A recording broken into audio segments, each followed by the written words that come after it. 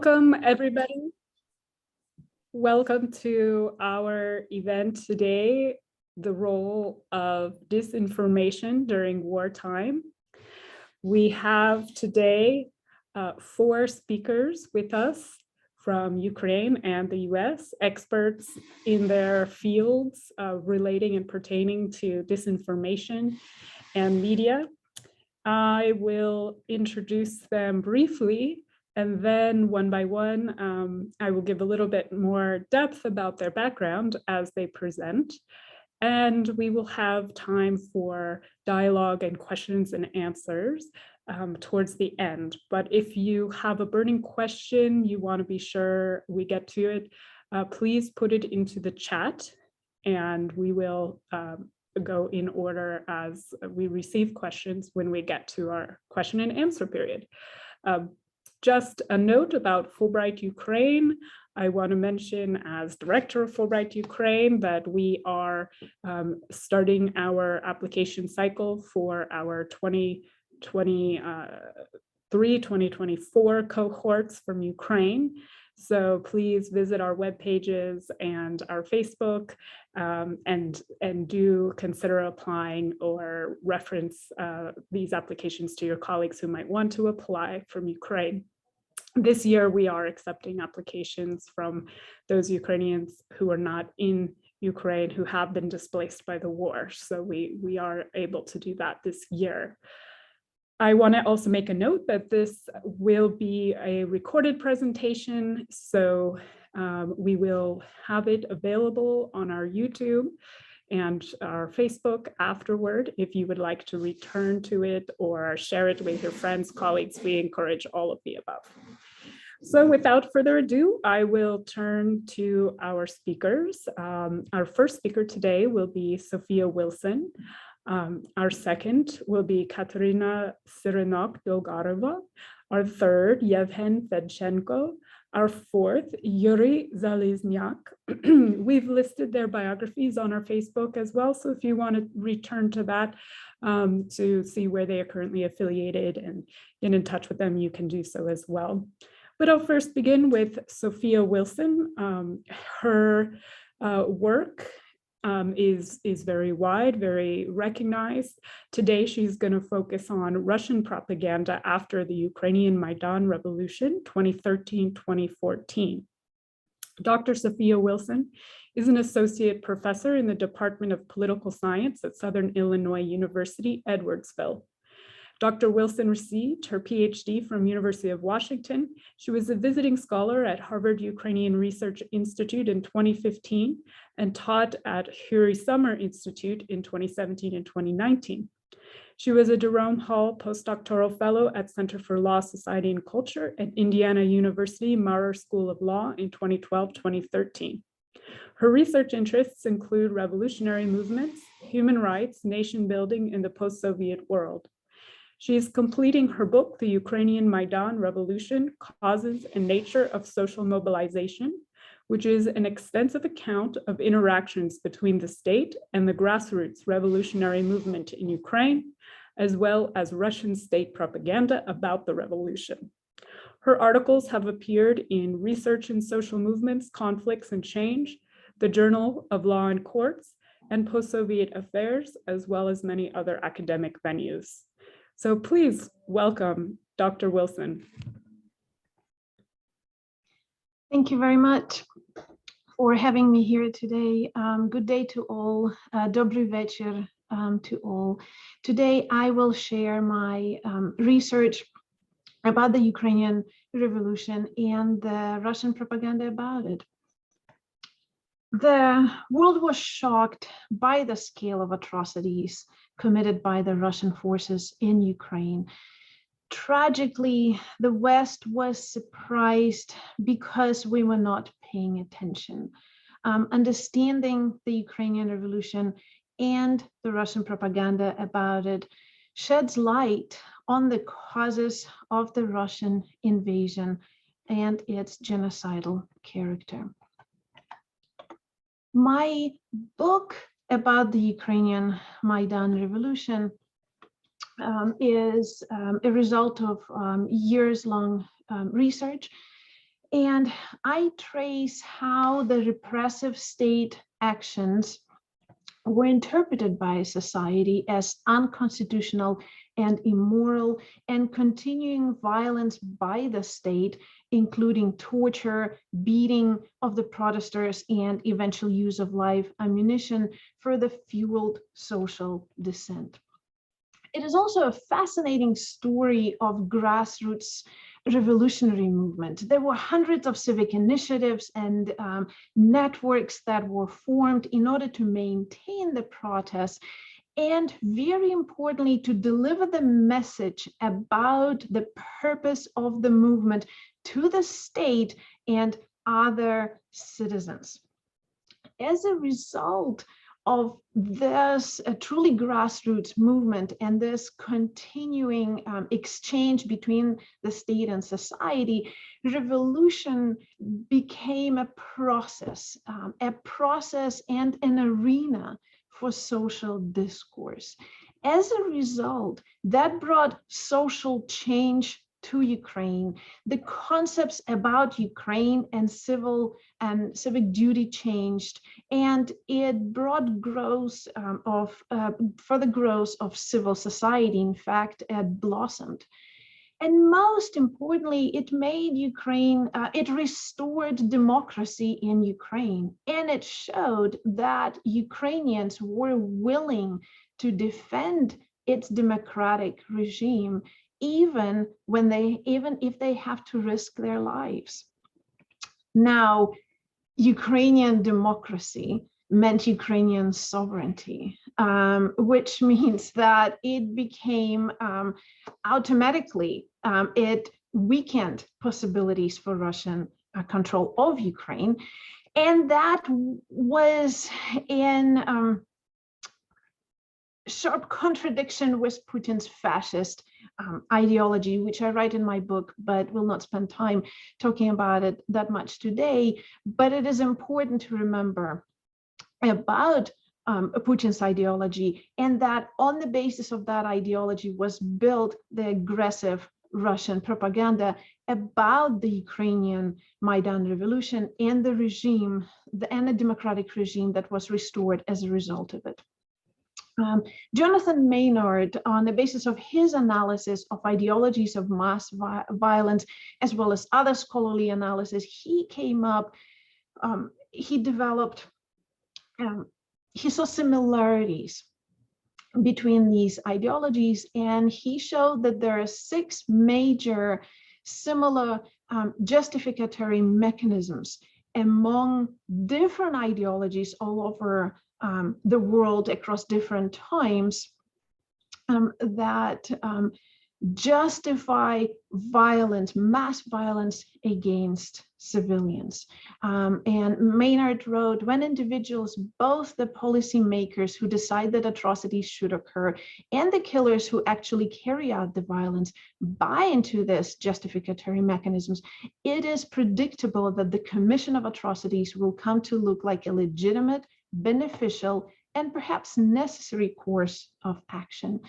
And the core mechanism among the 6 is dehumanization.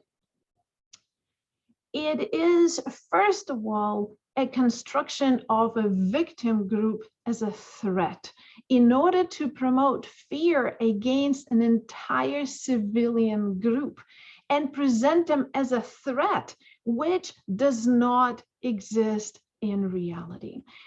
So, in fact, the Russian propaganda very strongly emphasized and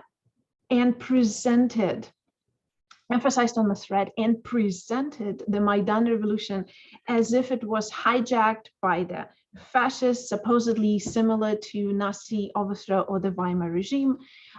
It was said that repeatedly that it was supposedly a Western plot that presented a threat to Russia's survival. TV chief on Russia said, to my horror, to my regret, a considerable portion of the Ukrainian people have turned out to be engulfed in the madness of Nazism. That is on such a massive scale. In other words, Ukrainians as a whole, a large portion of Ukrainians were presented as a threat.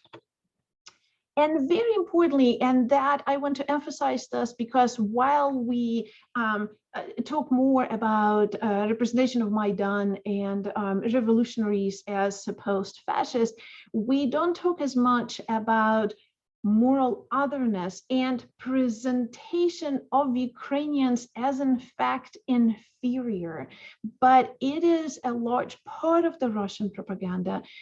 And consistently with other ideologies that incite mass violence, they promote falsehoods to push victims beyond the protection of moral and legal norms. And when we talk about the concept of Banderovites that Russian propaganda is pushing, we talk about it as presentation of Ukrainians as a threat.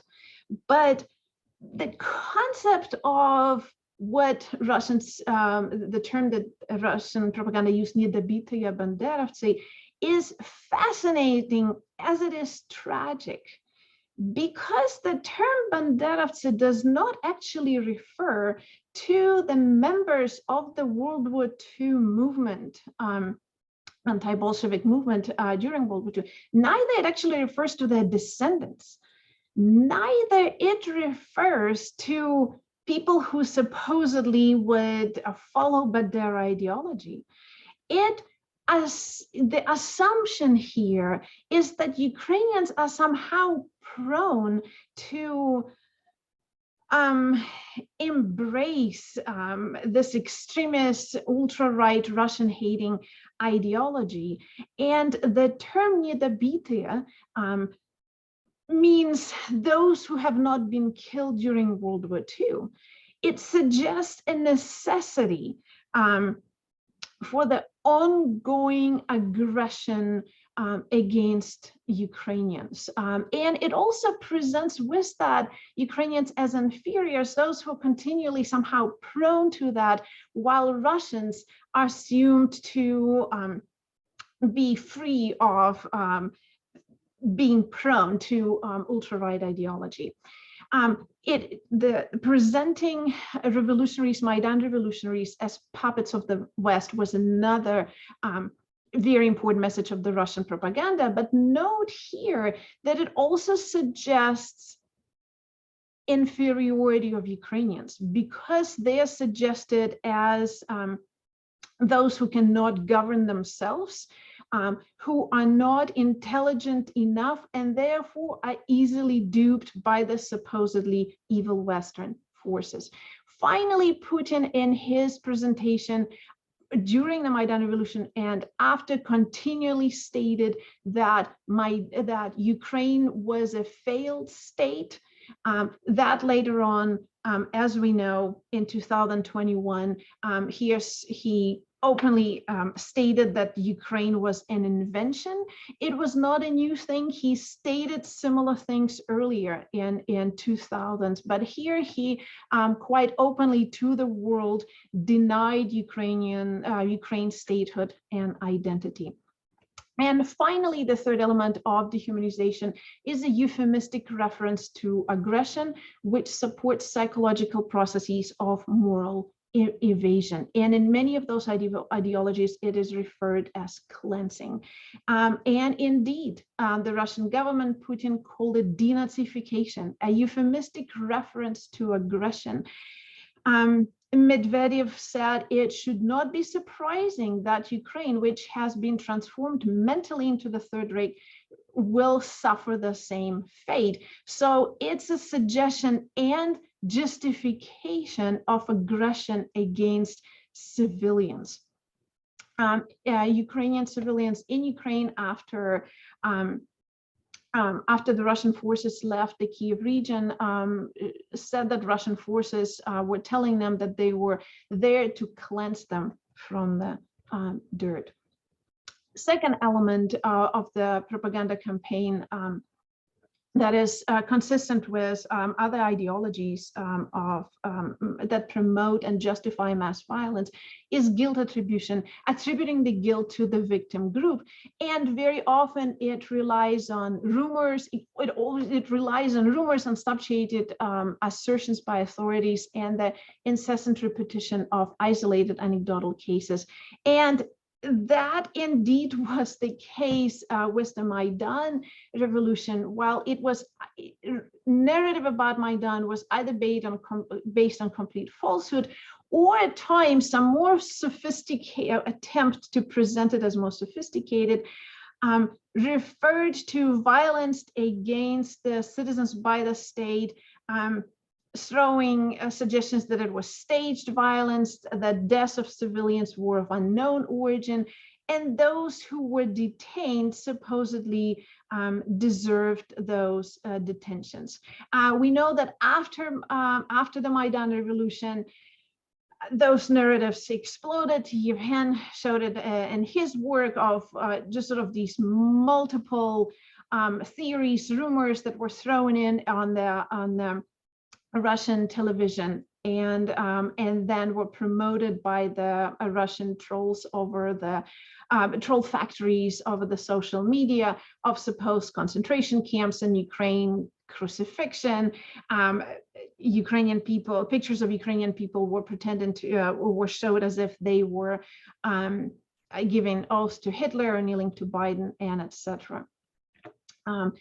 Finally, a very important part of threat construction that I talked about is to saturate the discourse with labels and categories. And therefore, atrocity perpetrating regimes typically develop a stable lexicon for defining their victims. And we see that very clearly as a part of the Russian propaganda. Maidan, pro-democratic revolution, that was where millions of people participated, were in fact presented as a coup.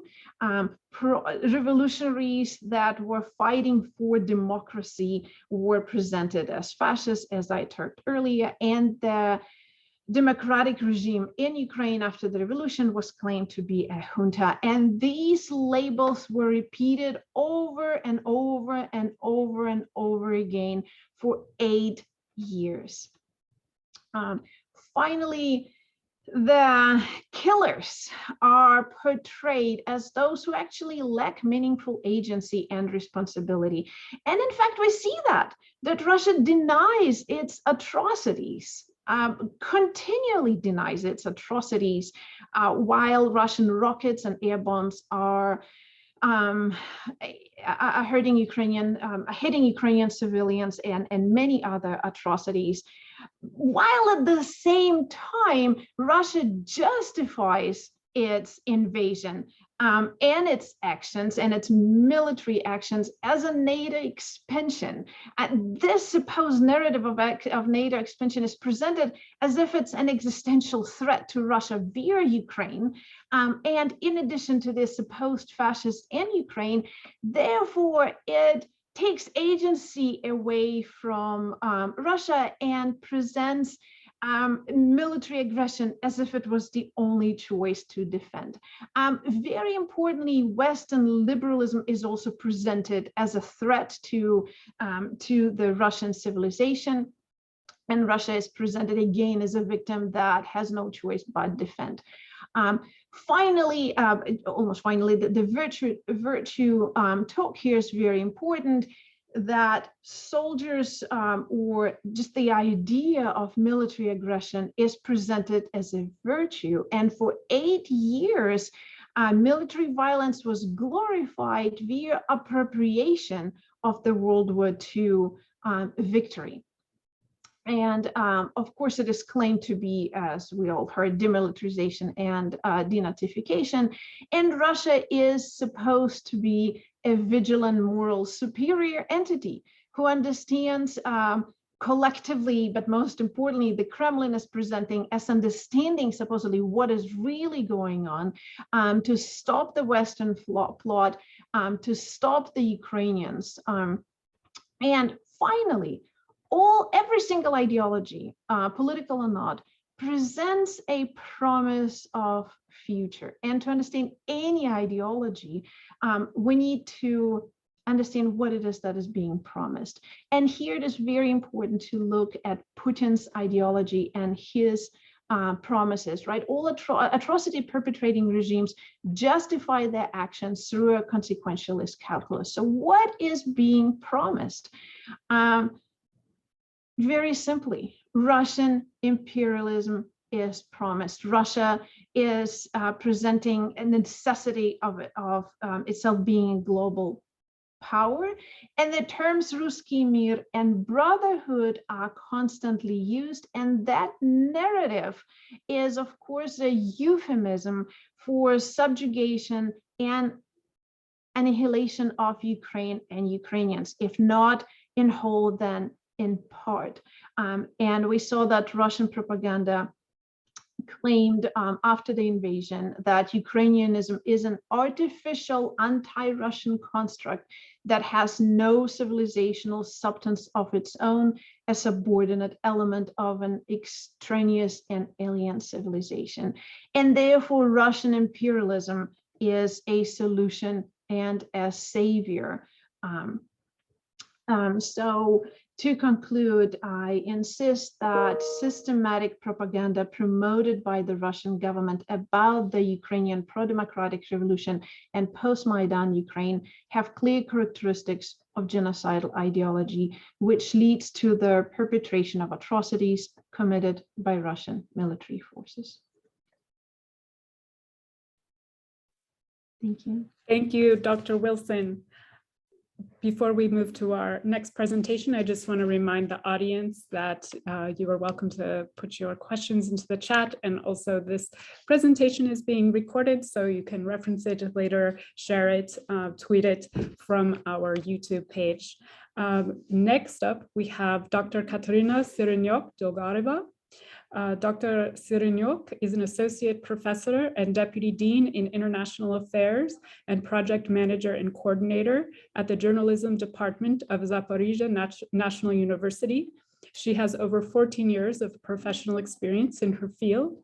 Her PhD is in social communications. She holds master's degrees with honors in English philology and international journalism, and has a publication record and comprehensive knowledge in media and information literacy, global journalism and social media, media education, and quality assurance. She is an expert in accreditation of study programs certified by NACWA, Ukraine, QAA, and the UK. She used to work on research, international projects, and academic assignments at Graceland University, as well as Southern Illinois University on her Fulbright in 2013-2014, and Utah State University on IREX, and European University Viadrina in Germany on ULEAD fellowship, as well as Erasmus study visits to the UK, Sweden, and Poland. She has a wide range of research interests, including, of course, global media, but also new media, media and information literacy, international cooperation, and project management. So without further ado, we welcome Dr. Sirinyok-Dolgaryova. Thank you very much. I'll start my presentation.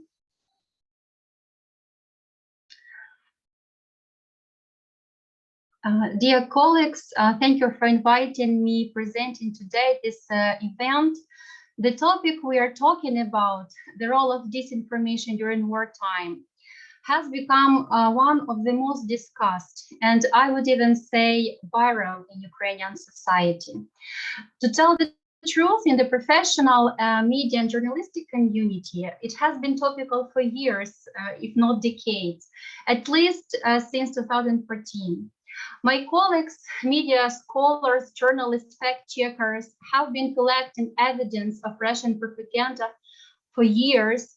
So we know the answer to that rhetoric and propagandistic question: what have you done for all these 8 years? What have you been doing? However, I want to stress that even though Russian disinformation and propaganda is being widely debunked by professionals, experts in Ukraine and abroad, we should be very cautious about its powerful influence on people in Russia itself, abroad, and still in Ukraine. It is like now everybody is a little bit an expert in COVID after 2 years of pandemic. It is a feeling that we are all a little bit experts in information war. But unfortunately, it is an illusion. We all should be very mindful and ready to continue fighting against Russian propaganda narratives and their transformations.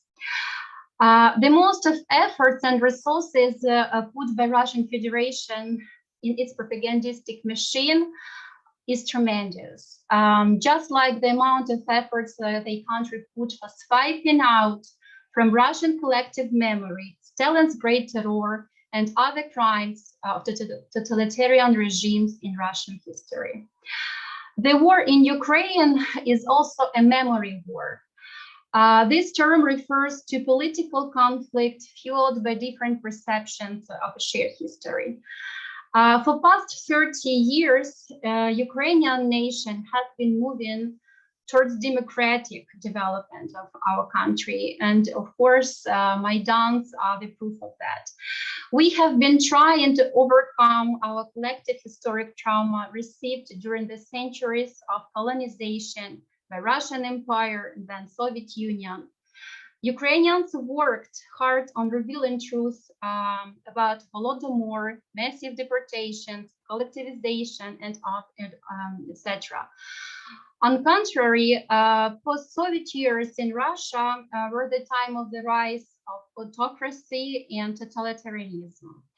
In that condition, propaganda became the powerful tool for revival of imperialistic narrative of great victory in World War II, which is called Great Patriotic War in Russia. Another narrative grown from Soviet past is the brotherhood among Slavic nations of Russia, Ukraine, and Belarus, embodied in mythological Ruski Mir, so-called Russian world, which Russian invaders came to defend and to liberate in Ukraine. The narrative of defending Russian language, culture, and victorious history in so-called Ukrainian, from so-called Ukrainian neo-Nazi overwhelms Russian public discourse. And let me show you just several examples from the media.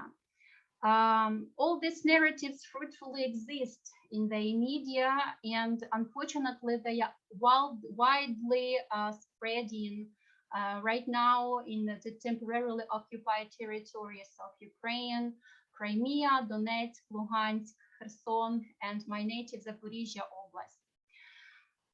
So here at this slide, you see just a screenshot from one of the Russian leading websites. And the keywords, the key topics here that you see as genocide, Nazism, fascism, occultism, satanism, lie, punishment. Even they blame Ukraine in starting drug wars against Russia. The special troops of Ukraine, Army Azov, is called punishers, satanists. And from one hand, then you look at this, it may look like surreal and cynical farce, but then you look at the numbers of viewers of these materials. They are thousands and even dozens of thousands. That means disinformation actually has a huge audience, and they consume this propaganda on a daily basis. Unfortunately, we see the consequences right now in Ukraine. Then you see the other topics. They are very similar to what we've been seeing in the previous slide. They blame Ukraine in having fascist laboratories, allegedly suffering veterans of World War II in our cities. that we are information diversionist in Ukraine, and Ukrainian army has information and psychological operations. Of course, militarization, threat of NATO, and the long-term narrative of split to Western and Eastern Ukraine, and of course, this failed state. That Ukraine is not capable state at all. But in fact, this hate that translated to readers of this information has very real face of Ukrainian war. Like in a mirror, all what Russian media blame Ukraine for, Russians do themselves. Kill innocent civilians in Ukraine, use fascist symbols and slogans. And of course, this is a genocide.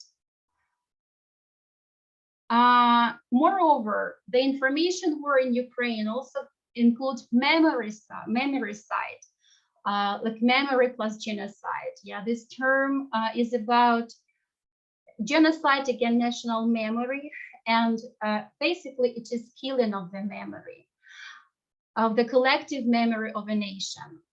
It appears that the same techniques that was used by Soviet despotic regime and government applied now during war in Ukraine, killing people physically and mentally. And history, unfortunately, history is repeating. What we see, what is going on in Ukraine, this is massive, great theft, threat of hunger, new Holodomor in southern cities of Ukraine, Melitopol, Kherson, Berdyansk, and other villages and cities. We see filtration camps that actually humiliating human rights, kidnapping people, imprisoning volunteers, and just people with pro-Ukrainian positions. And also well known from history, move destroying cultural objects. In this slide, you see just pictures that flew all over the world.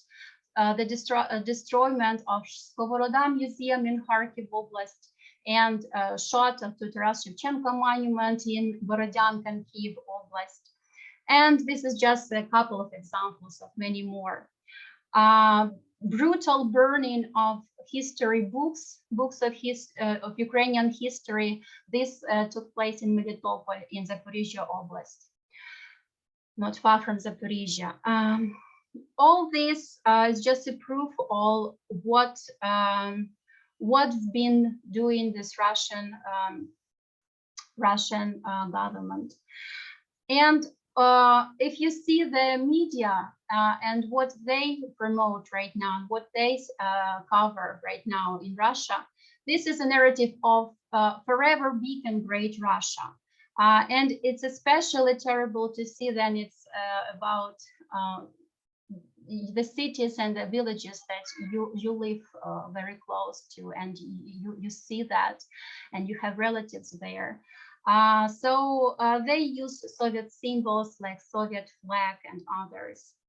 But moreover, these propagandistic narratives, they are not seen only in Russian public space. They not only on temporarily occupied territories of Ukraine, they are spread in the world.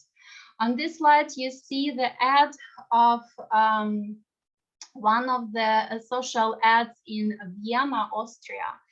And we remember the case of today's Catholic Easter celebration, and when Vatican put a Ukrainian and Russian side by side, which was hugely criticized by many people because it's equating of a victim and aggressor.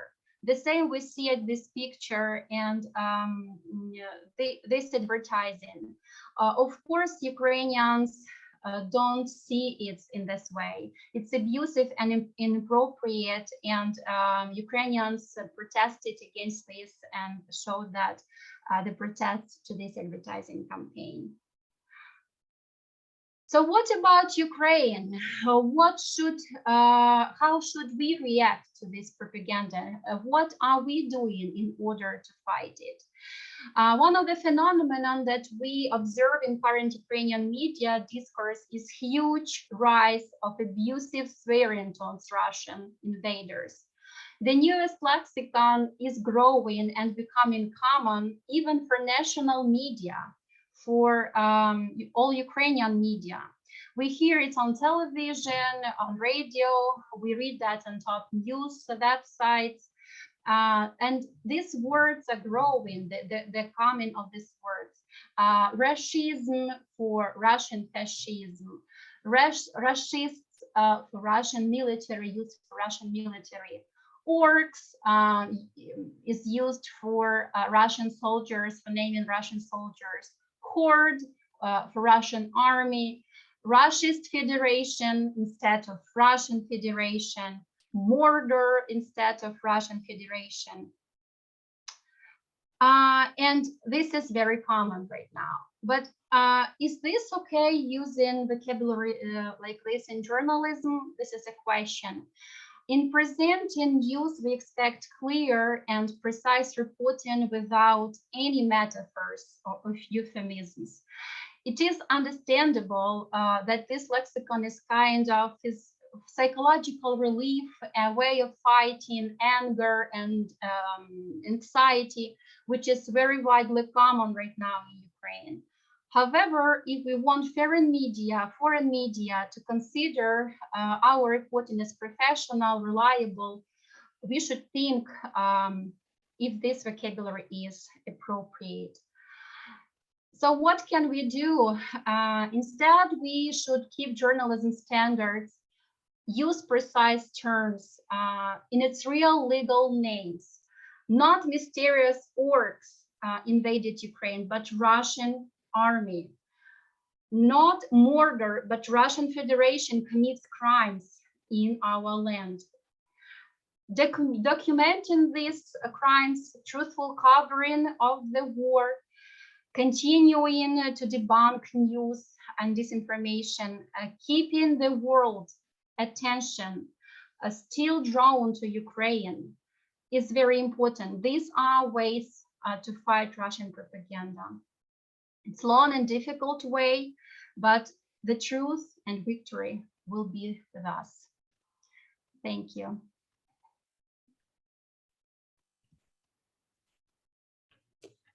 Thank you very much, Dr. Sirinyok, for this excellent presentation. Our next speaker is Dr. Yevhen Fedchenko. Dr. Fedchenko is co-founder and chief editor of the fact-checking website stopfake.org, which is a leading hub of expertise on Russian disinformation. He is the director of the Kyiv-Mohyla School of Journalism, and he is advising on issues of tackling disinformation and media literacy. He's an active commentator of Ukrainian politics and a speaker at many international conferences. He has spent more than 25 years with the media industry, covering international stories for different types of media and leading foreign news desk at one of the main Ukrainian TV channels. After moving into academia, he was teaching international relations and was co-founder of Digital Future of Journalism program for journalists, as well as Digital Media for University's Internet Journalism Curriculum Development Program. He now teaches courses on international news media. His main interests are information wars, propaganda, and the weaponization of information, coverage of international politics and public diplomacy, digital journalism and innovation, and education in transitional societies. And in 2010-2011, he was a Fulbright visiting scholar at the USC Annenberg School of Journalism at Los Angeles. So without further ado, we welcome Dr. Fedchenko. Thank you very much for inviting me and for the introduction. I'm very happy to share my experience and my thoughts with my colleagues. I don't have a presentation, but instead I would rather invite you to look at our website, stopfake.org, where we have plenty of stories which reflect the history of Russian disinformation on Ukraine. And we did the mapping of main narratives of Russian disinformation, main actors participating in Russian disinformation ecosystem.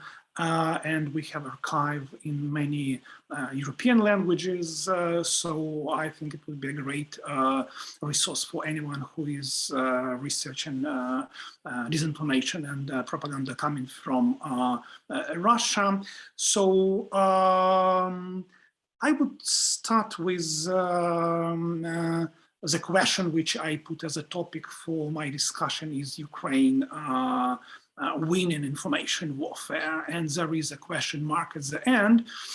First of all, because we don't know this answer yet, and because we definitely cannot talk about the information warfare and winning it as something very definitive. You cannot win it for once and for forever. It's very kind of fluid thing, and it changes a lot and fluctuates with the things on the ground, with kinetic warfare, with wider geopolitical things, and you cannot just, you know, put the flag somewhere on the fortress and say we want this fortress, you know. So with information warfare, it's completely different, unlike kinetic warfare. And very important here is to understand what we consider to be criteria of winning information warfare. So information warfare is usually about winning hearts and minds of people. So here I would say that we have three main categories, three main silos where organizations like Stop Fake and many other Ukrainian non-governmental organizations or civil society organizations were working since February 24th. One of the audiences was Ukrainian audience, and that's the audience where we've been working with which we've been working since 2014, when Stop Fake was created, and I think we were quite successful because when the incursion started, we witnessed a quite high level of resilience among Ukrainians in terms of perception of Russian disinformation and sorting out what is true and what is not, and that was very important achievement, I think. And we've seen how Ukrainian audience is much better prepared to this type of the war compared to 2014, when Ukrainians were not prepared at all, and there was a huge void of information. There was very few sources of reliable information at that time. So at this time, we had different situation. We had a very good communication strategy coming from the government. We have video messages brought to Ukrainians by Ukrainian president, some local leaders. We've seen a lot of information coming from Ukrainian MOD and other ministries. We've seen all types of military formation in Ukraine, also messaging very actively and from all social media platforms. And we've seen a lot of debunking of fake news coming from very different organizations in Ukraine and outside of Ukraine. As an example of outside fact-checking, I can mention probably here the project which was done by our fellow colleagues from International Fact-Checking Network, which is called Ukraine Facts. And you can find it, so that's the website where debunks from all the fact-checkers participating in this project are collected in one place, and you actually have thousands and thousands of stories debunked so far. So this is a great place to look at the diversity of propagandistic narratives and different platforms which were used, and also different mediums, a lot of pictures, textual information, videos, and basically you can fake anything these days, official documents, books, orders from officials, anything like that. So we debunked all of that, and as I said, we can say that if we talk about Ukrainian audience, we are more successful here than unsuccessful. The second audience was Russian audience, and we noticed at the very first days how Ukrainians actually rushed to talk to Russians, expecting to change their minds and try to kind of make them protesting against this war and mobilize Russian electorate to go to streets and influence political decision making. And we've seen nothing coming out of that. So the Russian bubble was quite impenetrable, and we couldn't get with our debunks over there. And at some points we just gave up on this segment of the audience, because we couldn't see any protests coming, almost no protests coming, and no kind of political erosion inside the Russian political system as a result of that. So obviously this track was quite unsuccessful for one very simple reason, because this bubble was constructed for years and years. So at least we've been following for 8 years, but the real length of this kind of brainwashing is much longer, and we can actually start counting with Putin coming to power for very first time, or even earlier, because he already used some patterns which were already within very well placed within Russian modus operandi and their mindset. So it's a long story, and any disinformation and propaganda is based on two factors. One is the length of this process, and the second is the repetition of the messages. And Sophia mentioned at the very beginning all the main narratives Russia was pushing for all those years. And the success was they've been doing that on a daily basis through all available platforms, TV channels, social media, oral narratives, political process.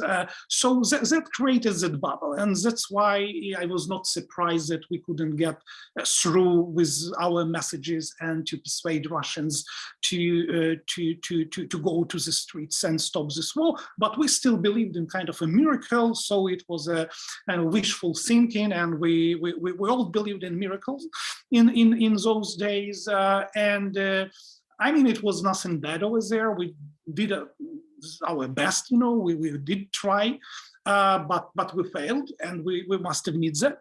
And again, another side which was much more successful was international audience, and Ukraine was quite successful pushing Ukrainian own narratives for international audiences. And again, one of the reasons for that was that we already learned the lessons from 2014, and we could speak in one voice. It was very, very essential. So there was one Ukrainian voice coming from very different directions, and it was amplified by different players, governmental, non-governmental, and that had influence on the situation on the ground, because the international support for Ukraine was not granted, because, as we noticed, many people did not believe in Ukraine, did not believe in Ukrainian war efforts sustainability, and at least to say, and some people were openly expecting Ukraine to lose. So when you have that premises, it's very difficult to push your strategic communication narratives, but still Ukraine could find its voice, and this voice was very, very strong. Why I'm saying that this voice was strong? Because actually we are living this very period, which lasted through first 3 months probably, and now we're entering the second stage. And from my point of view, this stage is much more dangerous for Ukraine, because we are entering the stage of the Ukraine fatigue, which would mean that Ukraine would be slipping from radar of international media. There is a compassion fatigue already, because people are tired to to help Ukraine and struggle for Ukraine. And also we see a lot of boredom. And we also would see a lot of other concurrent events happening, and you just need to go to any world media and just notice how Ukraine moved from top stories to kind of down to the timeline, you know, and also the volume of coverage is substantially lower now, and the same is the traffic on social media platforms. It's just going down, even in terms of mentioning. So that would mean that there would be a huge gap. And Russia actually loves voids and gaps, and then they enter those spaces, and this time they would come with a lot of doubts, and those doubts would be about Ukraine. So this period is not anymore about Russia trying to push why they are fighting Ukraine. We would not hear much of that at this moment, but instead we would hear why you should not help Ukraine, why everybody is tired of Ukraine. For example, yesterday, Euronews mentioned, just to quote, "Is the West going to keep sanctions when the world is going to starve?" So this is just one of the examples when actual responsibility is transferred from Russia as aggressor to Ukraine as a victim, but now all the responsibility actually lies with Ukraine. So Ukraine now can be blamed for food security in the world, and the world is saying, okay, you just need to give up your fight and everything would be okay again. We would come back to normal modus operandi, and there would be no food shortages, no gas prices going up, no war. So actually it's up to Ukraine to stop this war. And this is, again, very, very dangerous period of time because it's based on the doubts. And as I said, Russia is really very well managing the system of doubts. It generates doubts, so doubts about Ukraine, and we would hear more and more of that. And just to prove that, let's look at the main disinformation narratives they are pushing right now. So first of all, again, they try to discredit Ukraine in any possible way. Why we give weapons to Ukraine? Ukraine cannot operate those weapons. Ukraine would sell those weapons on the Mid-East African market somewhere. Ukraine is all about corruption, why we need to support Ukraine financially. Then we see a lot of stories to undermine international support for Ukraine in any possible way. Then we see the denial of atrocities like Bucha atrocities. And this wave is just, you know, growing up and up. For example, we've seen a French blogger who is going from one French media organization to another, repeating the same narratives that all of Bucha atrocities were committed not by Russian forces, but by Ukrainian far-right Azov forces. And nobody is even questioning those narratives. They just, you know, listen to them and just politely nodding. And so here we see again this narrative about far-right in Ukraine is coming back to international media. Even it was a little bit kind of undermined by Mariupol siege. At that time, this rhetoric just went down, and now we again see it coming back. And also we've seen a lot of efforts to actually start some kind of conflict between Ukraine and neighboring countries, especially Poland. We've seen a lot of stories, disinformation stories, that Poland is allegedly going to occupy Western Ukraine. And even today, it was reinforced and amplified by Russian military intelligence again. We've seen a lot of stories about Ukrainian refugees, and this is very, very kind of harmful type of disinformation, because that's a type of disinformation where online harm can be very easily transformed into online harm into offline harm. So basically, when Ukrainian refugees can be beaten somewhere just because they were labeled as Ukrainian refugees. Or, for example, we've seen a lot of stories that Ukrainian refugees are, beating someone somewhere in nearby countries just for speaking Russian, or some other type of the stories. So just to summarize, all those disinformation narratives are now concentrating on discrediting all things Ukrainian, and they would push to discourage other countries to support Ukraine in any possible way. And also we've seen absolutely huge Russian attack on through influencers and media in the global south. They want to undermine Ukrainian position over there as well. And it's very, very difficult for Ukraine to battle that, because Ukraine is virtually non-present in those discussions in many cases. So we again need to fill this gap of information with our own narratives, and we need to keep Ukraine high on the radar of international media to make sure that discussions on Ukraine first are not disappearing, and then they're not conducted without participation of Ukraine.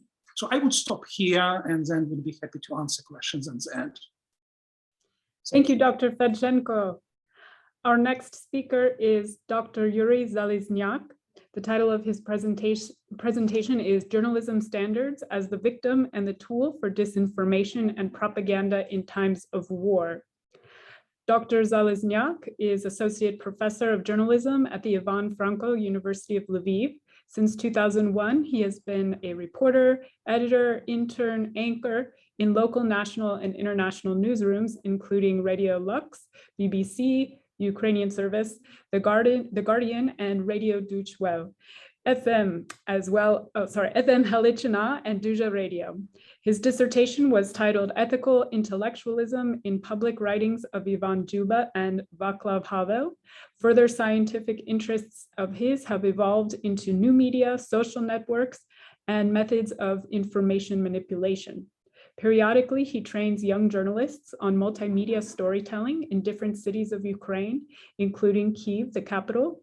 Currently, he is cooperating with ABC News as a local producer.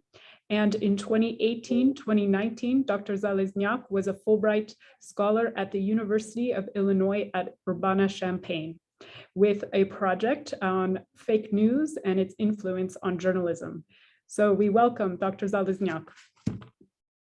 Thank you so much for inviting. Good afternoon, everybody. So as you already understood, that my presentation is about journalism standards mainly. And I believe that the majority of us know what kind of standards we are actually talking about here, because it's all about ethics, it's all about principles, it's all about some fundamentals of our work, and of course of work our colleagues currently also working here in Ukraine. I mean, not only Ukrainian journalists, but of course the representatives of international media. So honesty, integrity, independence, accuracy, and all other principles are well known. But at the same time, sometimes the system doesn't work that way. So some of you may remember the story of Jason Blair, the reporter of the New York Times. It was year 2003, and as in 10 years after that scandal, the reporter of the newspaper described that scandal, it was a matter of lies, fakes, and being like a cheater, fabricator, and the person who actually made up some stories on the basis of different agencies, claiming that that is his story directly from Iraq or Pakistan or whatever. But after that, he was fired, of course, but the scandal affected the whole newspaper. And as you may see, still there are some evidence that that scandal was quite a big one for the whole media market, not only American media market, but worldwide media market, since the New York Times is quite a big newspaper and respected worldwide. At the same time, I must admit that Jason Blair, it's not just one example. This year, especially in Lviv, we had another story, another case of a trainee, local media, and she fabricated a story about tourism in Lviv in 2021. And the whole story is already well known among professionals, I believe, not only in Ukraine, because it was like the result of some kind of battle between wanting to produce a story and being able to tell the story in its whole. So as you may see, the whole story is in front of you, but that's the evidence of being very devoted to the principles of journalism, but at the same time knowing what these principles are, what standards are, and how sometimes it's easy or easier to combine something without telling the original story, but by pretending of telling the original story. Sometimes in case of Jason Blair, and even in case of this trainee, I believe a former student of mine, the same as a reporter mentioned in this story, that might be the evidence of something I would rather call a bigger problem. Because if you can come up with original story and at the same time combine some components to make sure that it looks original, looks just due to the complete journalism standards, it means that not only you can do that, but someone else is able to do that, especially when we are dealing with times of war. So if the main goal on the battlefield is to eliminate the enemy, so I believe we understand the possible influence of information in that process. Not only we are talking about the physical neutralization, but sometimes of information influence and moral disarmament.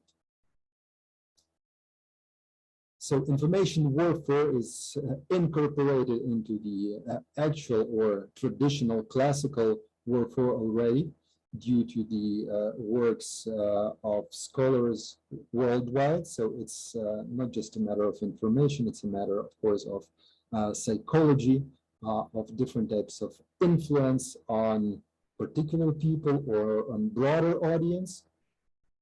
And due to Ukrainian background, I believe that you know already that person. I mean, Alexey Arestovich. He's the advisor of the head of the President Office of Ukraine. And in some interview, he mentioned that among instruments or basic instruments of any spy, there's a possibility of using love, money, and actual process of killing the other party. So, I mean, before killing someone, sometimes informationally, you may try to make him love you, or you can try to buy him. On the media stage here in Ukraine, I must admit, it's very hard to overcome personally Alexey Arestovich. We have several evidences of his presence on different national shows, like these screens that you have here in front of you from TV channel Nash or Ukraine 24. Sometimes 2 or 3 journalists are not enough to at least try to overcome him in conversation, in making some inquiries, asking some questions, because he's well prepared. So if he is well prepared, how about our actual enemy, our actual foe? Because we are dealing right now with different means or different instruments of information influence, and not only common people, but even shells are instruments in that kind of warfare. And it's a matter of proper message adaptation and proper targeting at the audience. So how about international broadcasting in terms of telling Ukrainian story nowadays? So it's also a question of multiple conflicts. As it was mentioned before, I cooperate with ABC News and covering some stories, especially here in Lviv. I noticed that there still is sometimes a conflict between international media and local authorities, because local authorities were not allowing international media to cover any story related to Russian strikes, missile attacks, in that way that they used to in different other maybe countries. So as we can see here, it's a screen from BBC and CNN coverage of strikes in Lviv a couple of months ago. But at the same time, local authorities are not the only parties or not the only actors in that process. So local authorities sometimes are in the conflict with local community, and local community is also in the conflict with the international and local media and authorities. And at the same time, we have also social media and messengers that local community is widely using to inform their neighbors, to spread the information about strikes. And as we know already, we have some inventions in our legislation, but for some reason, these inventions, of course, they were provoked by obvious fear.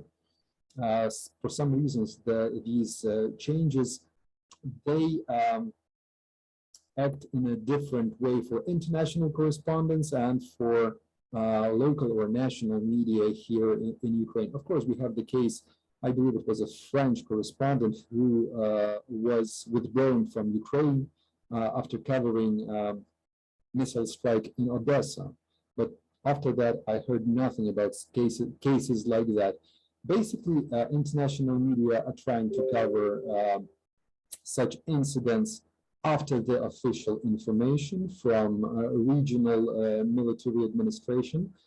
But sometimes even local authorities or authorities on the national level might be blamed for sharing not appropriate information before strikes, like these posts on Twitter done by another advisor, Mikhailo Podolyak, and it's David Arachamia, the representative of a ruling political party in Ukraine, just before the strike on Yavoriv training field.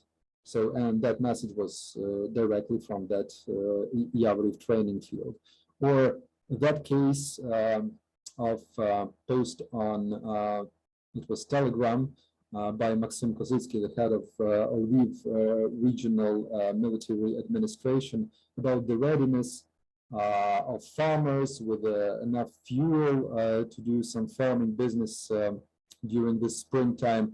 And basically, it was the same day or the next day when the fuel refinery was hit in Lviv by a Russian missile. So local community, journalists, and local authorities are in constant clash or in constant battle to some extent in this coverage, because sometimes journalists are banned from sharing video or photo information, and this video and photo information shortly appears on some official channels, even quicker than the official information is spread. At the same time, we have to understand that there's also specific approach in covering Russian war against Ukraine. I mean, the unified voice on Ukrainian TV, like unified news, we are watching for months already.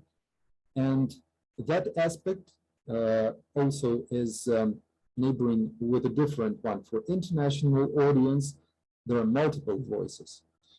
Despite the fact that sometimes international media, like here, you can see CNN was able to provide a very specific map of Slovyansk somewhere in Crimea or something like that, but that was actually from 2014, and media, in particular journalists and editors, of course, are becoming smarter and smarter.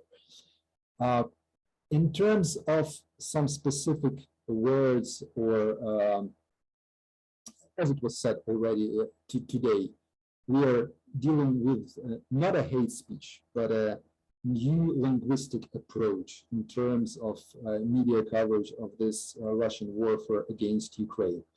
So I'm just raising smoothly this question of peace journalism. Let's talk about that a bit later, but these new terms are widely spread right now in Ukrainian media, and sometimes it's a part of international story, but that's a story about how Ukrainian media adopts these new terms. I mean, Russists or orcs, as it was said already today.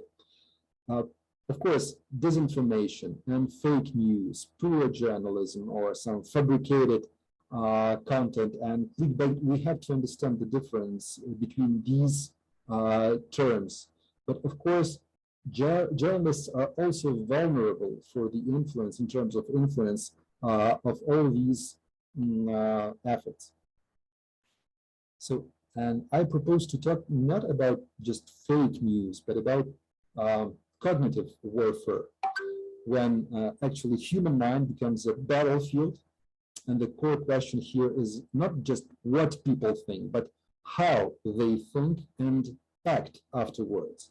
So we have to understand that this kind of information or influence shapes the behavior of actual person or mass audience, and sometimes the malicious efforts are, are causing bigger problems. So it's from a scratch, they are building something or deeper, some kind of bigger problem for the society, as it was in the US in 2016 during the presidential elections. But NATO, such organization like NATO, already acknowledged that the problem of cognitive warfare is a part of some bigger challenge for current democracies worldwide. So in terms of cognitive warfare, we are talking about people's perception of reality, perception of information first, and then perception of reality around them. So several people already, I mean, participants of our meeting today were asking about zombies and how to deal with zombies right now. To my mind, it's a long-term perspective of finding some kind of antidote for that malicious influence that was already for years and years proposed or dealing with the mass audience.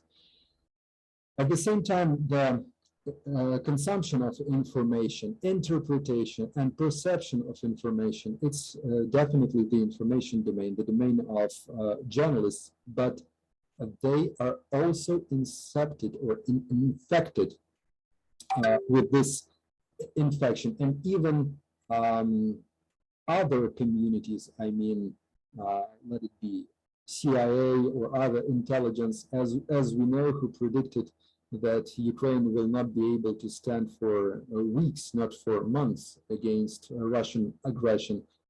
And maybe that was another indicator of that influence, that influence on people's perception, on professionals' perception, that cognitive warfare acts in that way.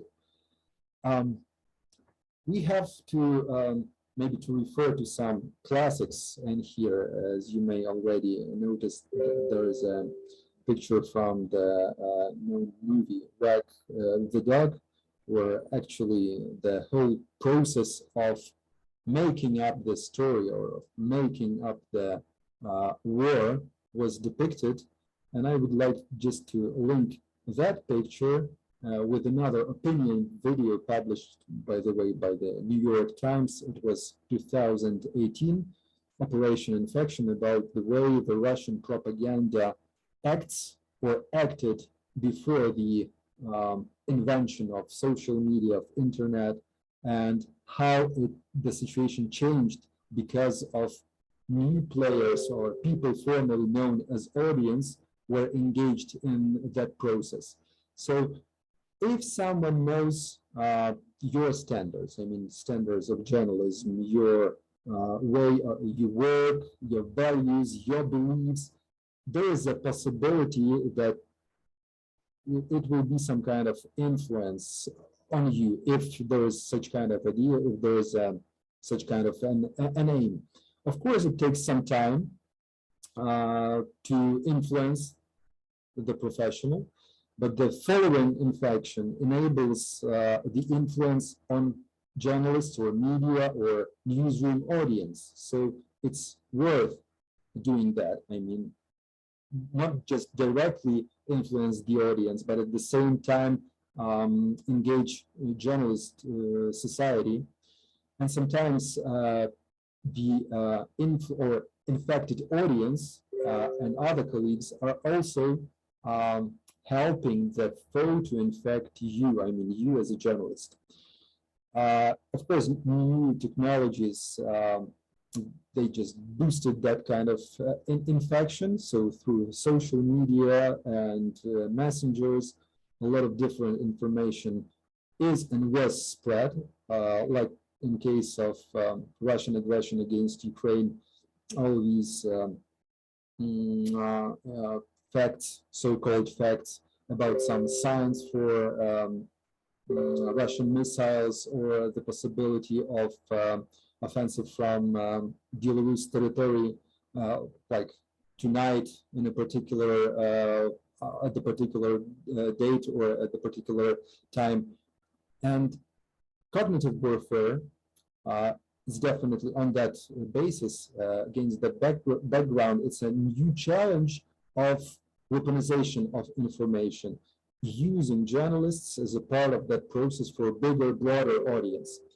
Of course, the question is here how to react, how to oppose.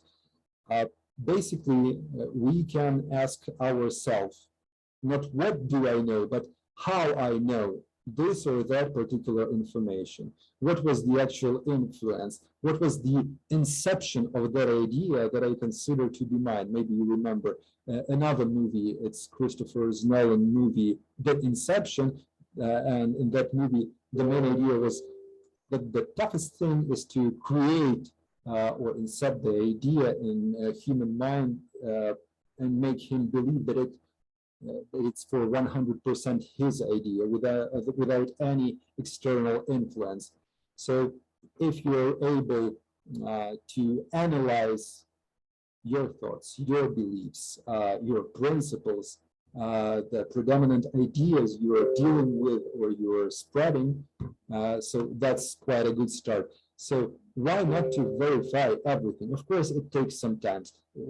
Some time we spent for debunking fake news, of course. And of course, we have to think about the consequences. I mean, what are we doing? I mean, what kind of story we are telling? It's one thing, but what is the aftermath? What is the possible aftermath? Not only just for us, but of course for our audience. So it's not about just physical protection, as you can see all these helmets and body armor stuff, but it's also information and psychological sometimes protection for ourselves and therefore for our audience. Right now, I am involved in the process of monitoring of local press, cooperating with the Institute of Democracy named after Philip Orlik. And we are not ready, of course, so far with the results of that monitoring period. But we noticed, I mean, the group of professionals working here with me in Lviv, that we noticed that the content and the terminology, of course, in local media is different in comparison to previous periods. I mean, in comparison to period of it was January, and before it was September 2021. Some articles are completely different in terms of journalism standards we used to trace in the past. So if the standard sometimes is a problem, so should we, that's actually an open question, should we change somehow the standard due to Overton window or to the Thomas Kuhn cycle of scientific revolutions? As we can see here, journalism was suffering and still is suffering different transformations, sometimes very painful for journalists, for media, and for their audience, therefore. But let me propose several conclusions in terms of finding some possible answer to the raised question. So we know that the standards exist and they are basically good, the same as democracy. It's hard right now to come up with some better idea of society organization in the world, I believe, at least I believe truly. In terms of coverage, professional standards may be a bit of a problem for journalists and for their audiences. At the same time, Russian warfare against Ukraine and against the whole civilized world revealed these weaknesses, not only in terms of journalism. Russians are still using social media, democratic procedures, courts for their own good, despite their fighting with that collective West. One voice policy is not always acceptable, but respected media, especially international media covering conflict between Russia and Ukraine, war of Russia against Ukraine, are respecting this one voice and always are mindful in terms of reportable content. So I always receive questions like, is this fact reportable or is this link or source verified? Unlike fake news, cognitive warfare is not about what you actually know or what you actually think, but how you think and how you act on that basis. Cognitive warfare is a challenge, as we mentioned, for our morality and even legal domain. Media are not excluded from this battlefield, and powerful devices, new technologies sometimes are bringing more problems in terms of interaction with audience and providing some additional pressure on traditional or mainstream media. So maybe if this kind of situation is not normal, not only just for me, but maybe for some other representatives of our profession, maybe it's time to rethink the standards or to rethink the means of defending these standards from this malicious influence. Thank you for your attention and for your time. That's the end of my presentation, colleagues. Thank you, Dr. Zalizniak, and thank you to all of our presenters. This has been incredible hour, also to our audience. Just so you know, we will be recording all of this and posting it to our YouTube, so you can check back there later if you missed anything. We have a lot of activity in the chat. Some of it has answered itself, and the presenters have referred to some of the topics, but I wanted to first give our presenters the floor if they have any questions to each other that they would like to address. I will also mention our first comment in the chat about democracy and fake news versus propaganda. Are they different? And what are some of the global aspects of the conversations that we've heard today? Not only does the propaganda and fake news and disinformation in the context of the Ukraine war affect Ukraine, but it affects the globe. This has been a thread that has come through all of the presentations that we could dwell on, as well as the discussion about de-zombifying people. Where do we go from here, thinking about the individual, and also trust. I really appreciated mention in Dr. Zaliznyak's presentations about, and also in our chat, Maria Hai had mentioned how people get process information is connected to how trust is formed, the opposite of chaos and disinformation's aims. So do our presenters have anything they would like to comment or add on these areas in which questions have clustered? I'll be happy to address the fake news versus propaganda question. Indeed, a great question. In my work, I define propaganda as a systematic, state-controlled information, right? So in Russia, the government monopolized information and controlled the information to a large degree during these 8 years, the information that was getting to the public. And very importantly, that information was purposefully false, right? It was purposefully false to justify its invasion back already in 2014 and its continuing military operations and then full-scale invasion. Versus fake news is somewhat a loaded, as it was used in the US. So say false information that at times is provided by journalists in democracies, it is protected by the media law.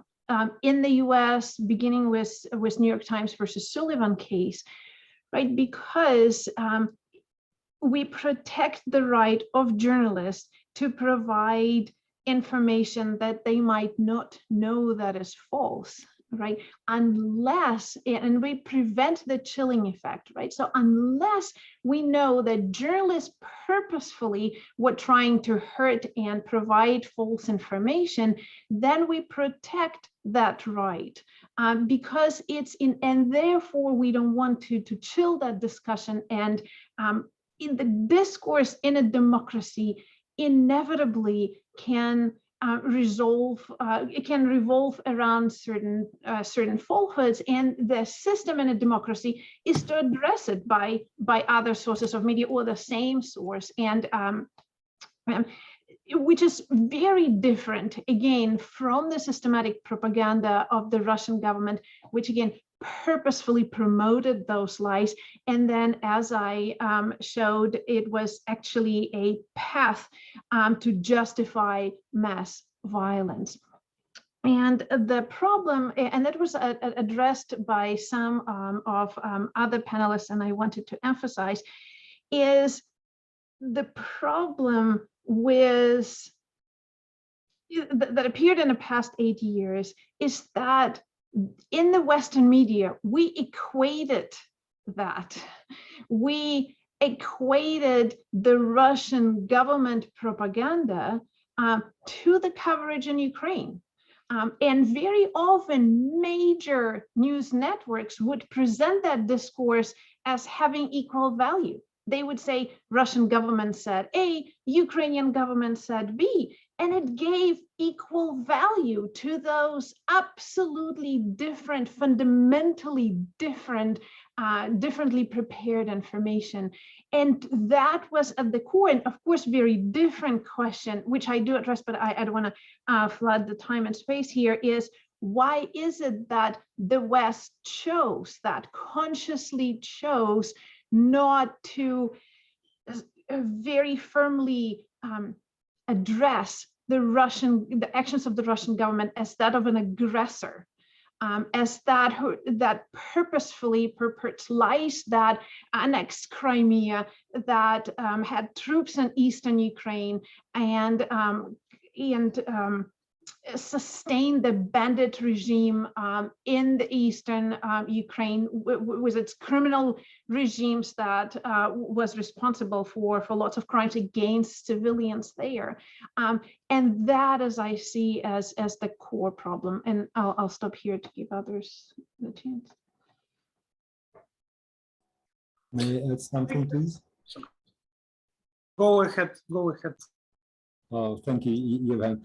I just read a comment from Larissa Snegur. Does it mean that Russians try to implement their standards and values in the world? After what Sophia said, I think it does mean it means that Russians are happy with international, world-recognized standards of reporting. In terms of providing their point of view and proposing it like a second worldview. And in terms of poor reporting, I would rather say it's easier to make a story due to all journalism standards and report it and said, it's done. You see, no offense. Every standard is in that story. I mean, I didn't violate any standard, but the truthfulness of the story or the real story is sometimes bigger than just being followed by standards or followed due to the standards. So basically, that's why I'm asking about maybe different way of standardization of information, because in some stories we do not have just two sides. Sometimes we have three sides. And having two sides, it's already the standard. But if there are 3, 4, or 5 sides and journalists didn't know that or didn't spend additional time on that kind of information, what does it mean? He didn't follow the standard? So it's a matter of time, it's a matter of passion, basically. At least I think so. Thank you, Yevhen. Yeah, I would just add here, I would just second what Yuri and Sophia said, that actually Russian system is much more aggressive, and that's why it has the capability of set the rules of the game, because it operates not from the democratic premises. They don't have any limitations for their activities, neither instrumental or financial or ethical. They can do whatever they want, and every time when we were trying to stop them, they were appealing to the First Amendment and freedom of speech clause and saying that you need to tolerate us because we are just another point of view. And I would give you absolutely ridiculous example of the events which are happening right now, when the press council in one of the parts of Netherlands, they have 2 press councils, initiated to go to the European Court of Human Rights and protest against sanctioning and shutting down RT and Sputnik, because from their point of view, this decision of the European Union limits the access of Europeans to information. So that presumes that RT, both RT and Sputnik, are instruments of delivering information, even though we proved that on many occasions and many instances that they are not media, they are not media outlets, they are disinformation, and they are just weaponized outlets of the government, which conduct information warfare. But some people say, well, yes, it's understandable coming from Ukraine and from Ukrainians, but why people anywhere else should share the same view of the situation? It's your war.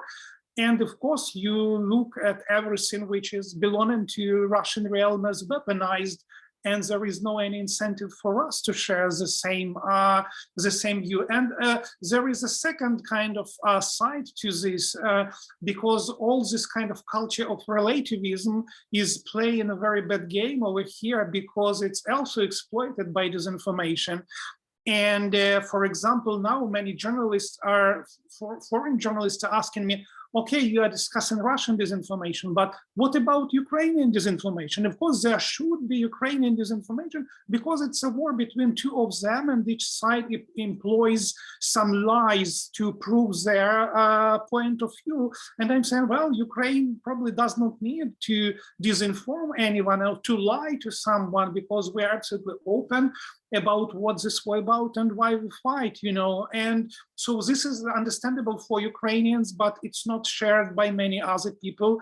And we should kind of accept it as granted that they are looking at this from very different perspective. And even at this times of the war, when Ukrainians are dying, it doesn't change this kind of perspective of their looking at the situation. And I had absolutely ridiculous situation when one of the Russian watchers, who is very kind of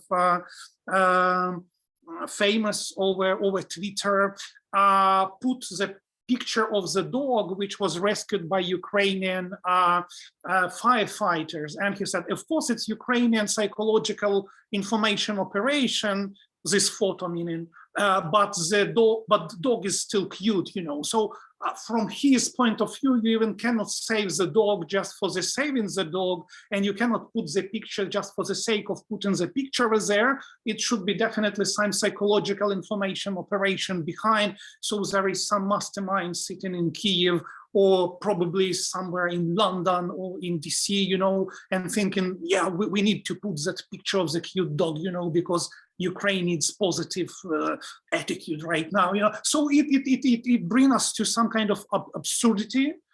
And of course, Russians understand this, and they are happy to exploit this absurdity to the kind of fullest extent. And I mentioned fatigue in my speech, and to some point, this fatigue is self-inflicted over some audiences, because they have so many kind of these premises, how to reflect on this, and this kind of too much relativism around that they are tired of this relativism, and they sometimes want to put it into kind of a more simple structure of scenes.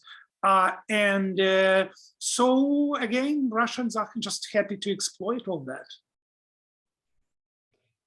Thank you. I wanted to get to two comments in the chat, one by Natalia Kutsotkon and one by Maxim Kyak, because both of them refer to history of the long view and the question of a lie versus disinformation and propaganda. Natalia writes, disinformation and propaganda are one of the keystones of the existence of the Russian Empire for hundreds of years.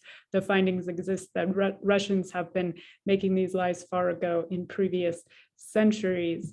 And Maxim Kyak had written something to a similar tenor. One moment.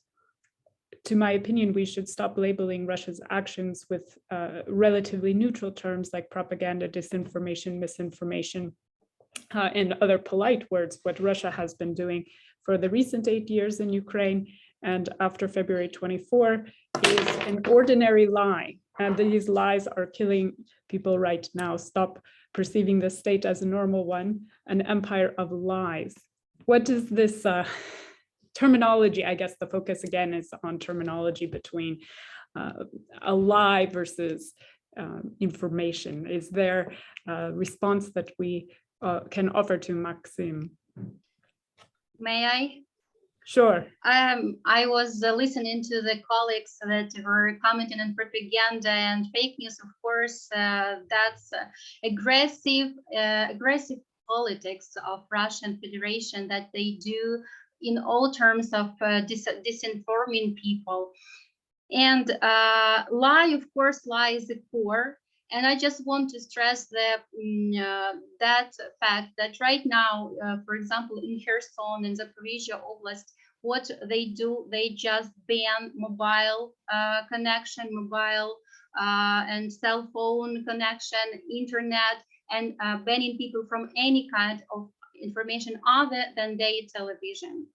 So that's just, one point that we see of that aggressive politics and aggressive war that Russia is doing. So of course this is lie, but it appears in so many faces, and our job is to reveal all that faces and to show that faces to world. Thank you. We have another comment in the chat, and then I will also open the floor to the audience. If anybody here would like to verbalize a comment or a question, we are over time, but we can stay for another 10 minutes if all are interested in this discussion. And we welcome future follow-up events to today's panels. So if you have ideas, please get in touch with our office. This one is from Sergei Lishevsky. He writes, please comment on today's interview with the US Ambassador to Ukraine, Bridget Brink, to Trey Yinsk. The US reasoning seems close to Russian RT and others, negotiations, peace, deterrence with no heavy weapons, etc. Difficult question, but in the interest of free speech, I offer it up. No pressure to answer if you don't want to. If that is possible, I could propose an answer, unless I didn't see the interview. But my question is, the matter that the response of the ambassador or the reasoning is close to something that Russian said, doesn't mean that it's the same what Russian are trying to pursue. I mean, so there is a difference between, as there is a difference, as Yevhen mentioned, between freedom of speech in the West and freedom of speech Russians are referring to, the same as the difference between alternative information or alternative source of information and alternative truth as it was invented in terms of Russian propaganda. So once again, I didn't see the interview, but the matter is, we have war, Russian war against Ukraine, and the ambassador of the US is justifying the support of the United States to Ukraine in the words that are spread worldwide. Sometimes even Russian propaganda are using the same words. So for me, it means nothing. Thank you. I have a comment from Lon Kaufman. In response to Dr. Dolgaryova, my answer is yes to her question. Is it dehumanizing to use abusive vocabulary in news? Yes, if the abusive terms reference supporting history, I can explain. Maybe Lon, you would like to jump in? You're muted.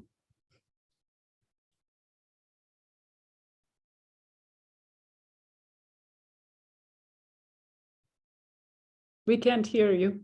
Your microphone is off.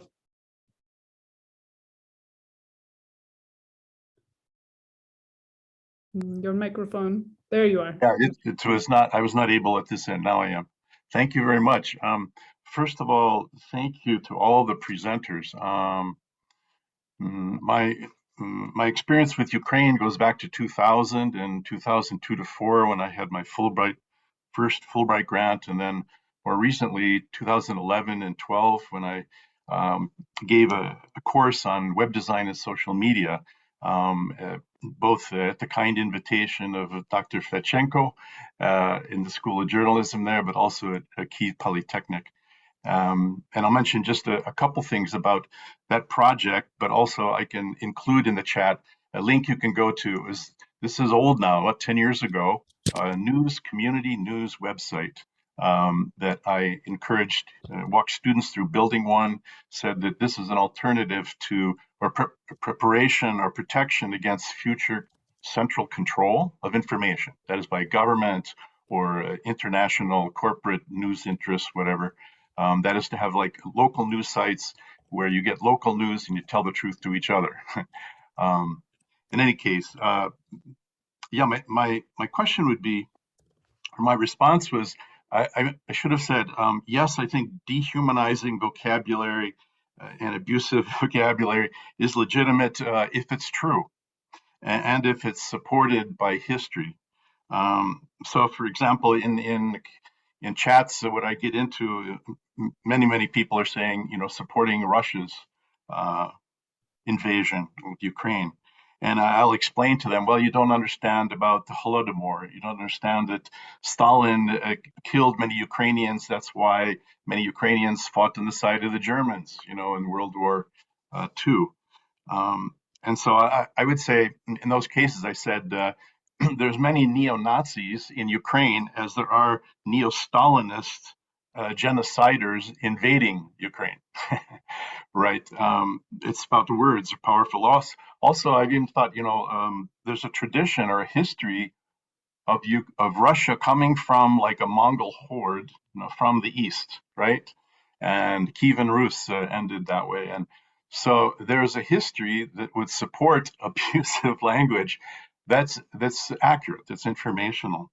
And so I guess just twisted abusive language, then that just that falls into the territory of just fake news. And the repetition of a lie, becomes true. So I guess the last point would be maybe a week or two ago, I saw on television a film made in Kyiv called Kruto 1918.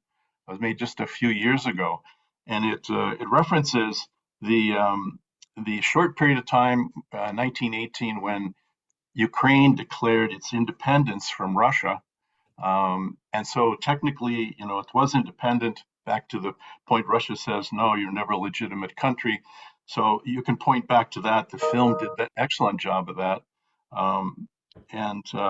So again, it seems like history repeats itself, and pointing to that, to people as a way to counteract fake news, false news, I think is very legitimate. The last point would be in the fall, last fall, I taught a graduate course for New York Institute of Technology, and covered fake news, how do you define propaganda, how do you use fact-checking resources, and I referenced a paper that I received from Dr. Fedchenko. And for fake news, took them through exercises for the students to look at particularly fake news as used in the USA. And often it's just fake news just means news that I don't like or that I don't agree with, unfortunately. But getting behind that, it's like, how do you find? And so this would be a question that maybe Dr. Fedchenko could elaborate on as well. It seemed to me that one way to fact check is find out who pays the bills, right? It's not only governments, it's international corporations that monopolize all the news information. And if you go back, even on the fake checking sites, who pays the bills, suddenly their point of view becomes quite clear. The problem is how to get that information, significant information, to the public. And so I would end with part of unfortunately, it seemed to me that as much as you can talk about the fine points of propaganda, it comes down to being often just a crude hammer, a sledgehammer of repetition and volume and controlling the news environment, and just over and over and over. And the last point I would make, the reason I came up with that, web design and social media, was for the Fulbright grant when I came in 2011 to Kyiv Polytechnic, was I was teaching in Bahrain, and the end of the Arab Spring had come across North Africa, and it sort of ended in Bahrain with a very small revolution. The Shia, who were the majority population, have been run by the Sunnis as royalty for forever and ever. And they were just asking, they had, just like on Maidan, they had, I was there, they chose it's called a Pearl Roundabout. And they created like a little city, little village. You could get to dinner and you could get a shave, whatever, in this little city that they created. And they were in the right in terms of asking for more representation in the legislature. But very, very quickly, with the help of Saudi tanks and military, quite a few of them were killed, ended up in the hospital, and the revolution ended.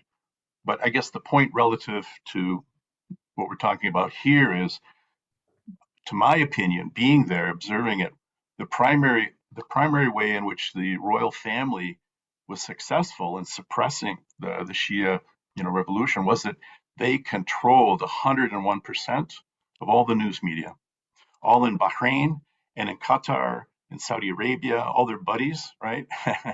And so, again, it just goes back to the point, maybe somewhat discouraging, but maybe there's light too. That just seems like volume of information, of false information, and just massive control of the media seems to be what we're fighting against. So, thank you. Thank you so much, Dr. Kaufman. What an incredible set of experiences that you have to bring to bear. And I think also a lot of us in the US, myself included, want less government control over our media. We want lots and lots of, sources. And I have encountered the theory, and I think I agree, that the small local newspapers are almost gone. The local small grassroots media production has really suffered in the US, and the death of that is the door opening up to censorship and state-controlled mass media that possibly is not so great. But anyway, this could be another panel on another day. Does anyone in the audience have more questions or comments they would like to add? We are just about out of time. No? Okay, I would like to end with both a big thank you for our speakers today and their willingness to share with us their experience and knowledge, and also to all of our audience members who have been fabulous, very active in the chat and have asked great questions. And I would like to also invite all of you to join us next week, same time, same place, Thursday, 6 o'clock Kyiv time, for another presentation, which we will be announcing today, called Ukraine Energy Security, War Realities and Post-War Prospects on the International Front Line, with Dr. Margarita Balmaceda, US Fulbright alumna, and Dr. Adrian Prokip, Ukraine Fulbright alum.